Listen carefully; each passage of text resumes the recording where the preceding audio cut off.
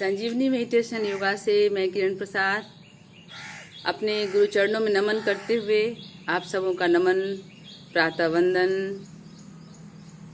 प्रथम रश्मिका आना रंगिनी, तूने कैसे पहचाना, कहाँ कहाँ से बाल विहंगिनी, पाया तूने यह गाना।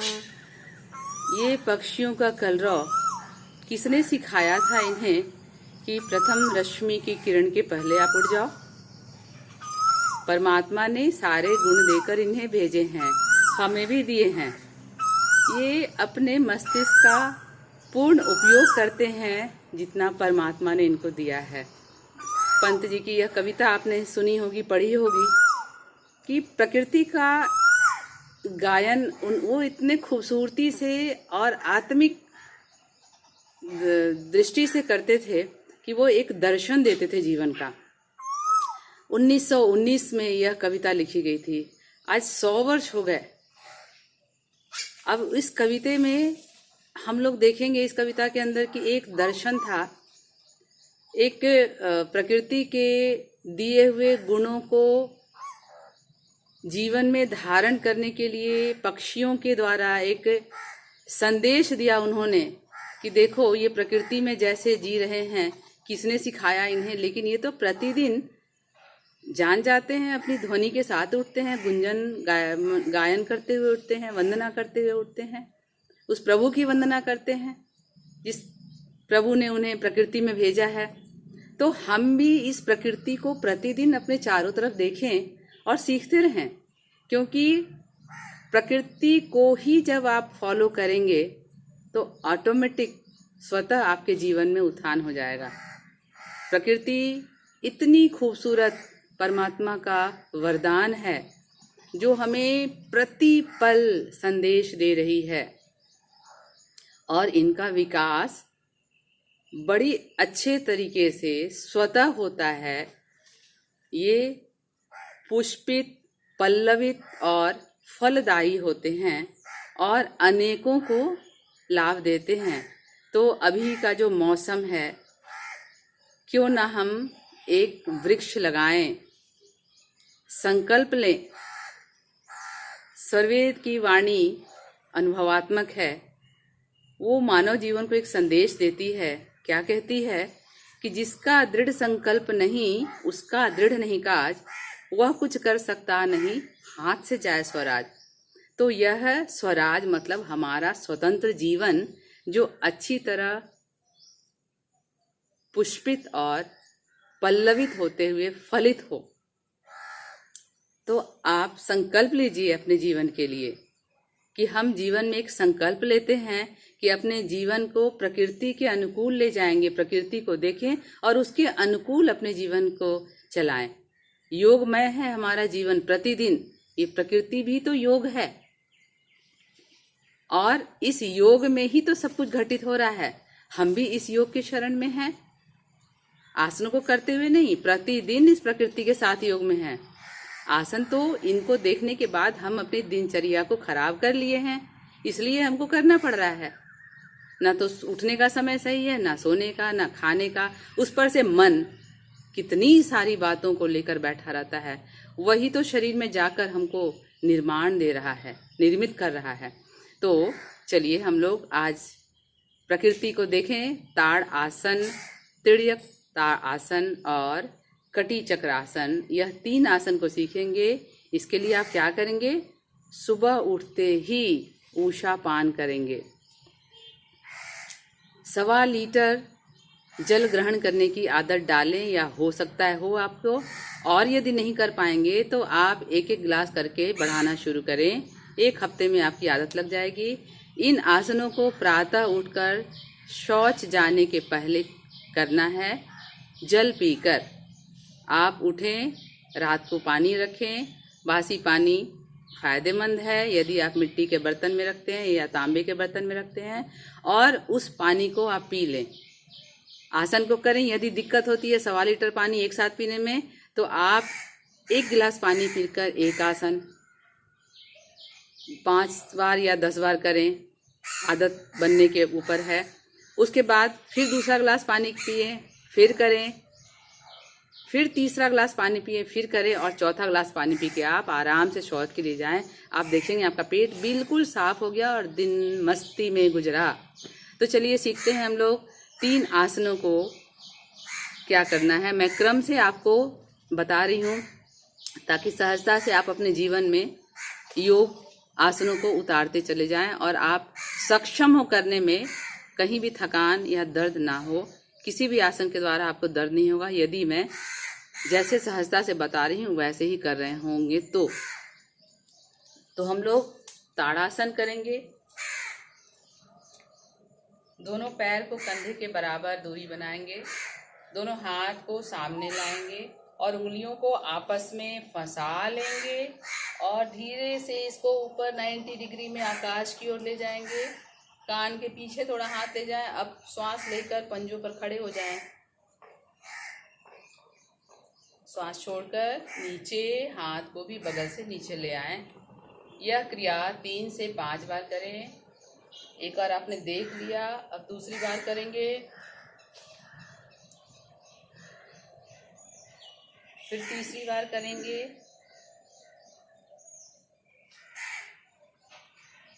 जब इसकी आदत पड़ जाए तब आप बताएंगे अगली बार की होल्ड करना चाहिए। ये देखिए दोनों हाथ को आपने जोड़ा। 1 हफ्ते के अभ्यास के बाद आपकी आदत पड़ जाएगी। आप खड़े होकर किसी एक बिंदु पर मन को केंद्रित करें और 5 से 10 सेकंड रुकें, होल्ड करें। पुनः वापस नीचे आ जाएं। अब तिर्यक ताड़ासन, दोनों पैर को फैला लेंगे, 1 से 1.5 फीट की दूरी रखेंगे। अब दोनों हाथ वापस इंटरलॉक करें, कान के बगल से ऊपर ले जाएं।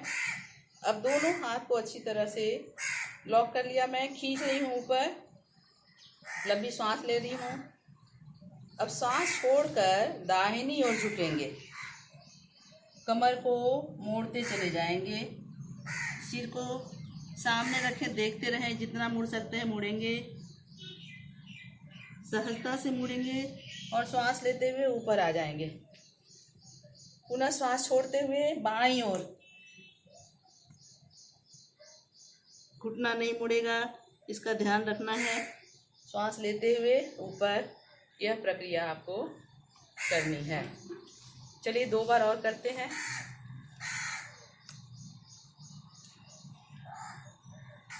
आप चाहे तो बगल से भी हाथ ले जा सकते हैं इसको ऊपर करने के लिए। सांस छोड़कर दाहिनी ओर,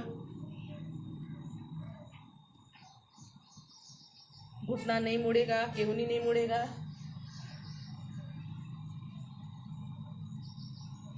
पैर के पास हाथ को ले जाएंगे, वापस पुनः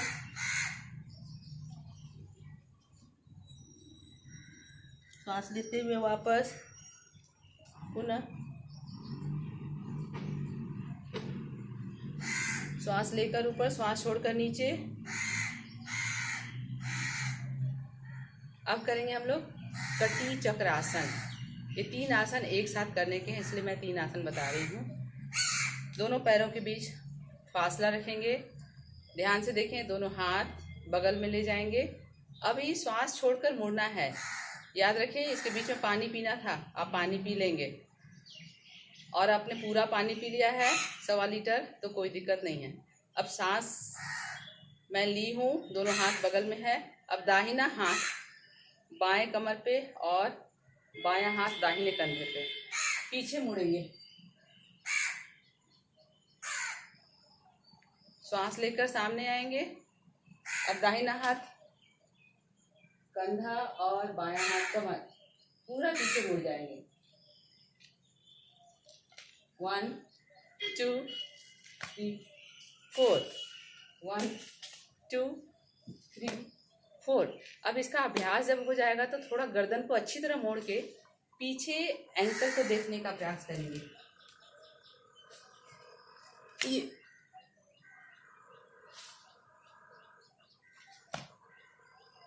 ये आंख हमारा अपोजिट एड़ी को देख रहा है।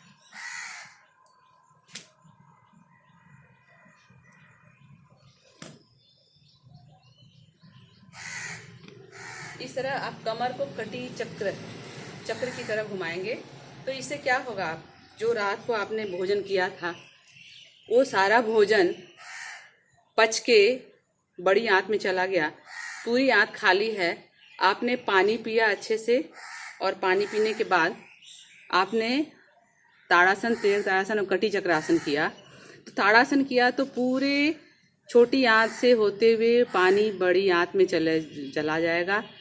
अब आप बॉडी को बेंड किए तो कहीं अगर अनाज फंसा हुआ है वो भी निकल जाएगा। फिर आपने कटी चक्रासन किया, वो भी ट्विस्ट करेगा कमर को अच्छी तरह, तो अंदर आंतों में भी ट्विस्ट होगा। इस तरह आप सुबह शौच की क्रिया को अच्छी तरह सफाई से कर सकेंगे। पेट पूरा साफ हो जाएगा, कब्जियत है वो ठीक हो जाएगा। यदि अधिक कब्जियत है तो आप पानी थोड़ा गुनगुना करके उसमें हल्का नमक डाल लें, लेकिन जिनको हाई बीपी है वो नहीं डालेंगे नमक। यह आसन वैसे तो सभी कर सकते हैं, लेकिन किसी को चक्कर यदि आ रहा हो तो नहीं करेंगे। बच्चों के लिए अति उत्तम आसन है ये, लंबाई बढ़ती है। हमारा भी कुछ लाइफस्टाइल ऐसा है कि हम बॉडी को ऐसा स्विंग करके बैठाए रखते हैं। तो ये अभ्यास करते करते आप देखेंगे कि 1-2 सूत आपके स्पाइन में खिंचाव आता है, तो आपकी भी लंबाई थोड़ी सी बढ़ जाती है, क्योंकि आपने बैठ के अपने आसनों को, स्पाइन को थोड़ा श्रिंक बना दिया, थोड़ा सिकुड़ा सा हो जाता है हमारे लाइफस्टाइल के कारण, जो कि हमारे ऑर्गन्स अन्य जो अंदर में हैं उनके लिए भी वो सही नहीं होता है। इसकी चर्चा मैं बाद में करूंगी कि किस तरह स्पाइन हमारे ऊपर, हमारे ऑर्गन के साथ जुड़ा हुआ है और उसको कितना प्रॉपर अपने सही रूप में रहना चाहिए। जैसे एक छोटा बेबी को आप सुलाकर पीठ के बल लेटा रहता है तो बिल्कुल सीधा सोता है, उसका सीना तना हुआ रहता है। और जब आप पेट के बल लेटाते हैं उसी बच्चे को, तो आप उसके स्पाइन को देखेंगे, क्या हमारा भी स्ट्रक्चर वही है? नहीं है तो हम अपने जीवन को टेढ़ा मेढ़ा कर चुके हैं। फिर चर्चा करूंगी इसकी, लेकिन इन आसनों को आप करें TTK। इससे हमारी लंबाई बढ़ी, स्पाइन फ्लेक्सिबल हुआ, अंदर में पेट की सफाई हो गई, पूरी पाचन क्रिया को निष्कासन करने के लिए, जो हमने खाया पिया था उसको निकालने के लिए यह अति उत्तम आसन है। और इसको प्रातः ही करना है। ये सब आपकी शुरुआत है, अभी तो आपने योगासनों को शुरू कहाँ किया, यह तो सिर्फ भूमिका चल रही है। लेकिन आप प्रतिदिन इसका अभ्यास करें, नियमित करें, आप देखेंगे विशेष लाभ होगा। तो चलिए हम लोग अगले चैनल में फिर अगली बार कुछ नए आसनों के साथ मिलते हैं। बताती हूँ कि अभी भी हमें प्रारंभ में क्या क्या करना है। तो तब तक के लिए नमस्कार।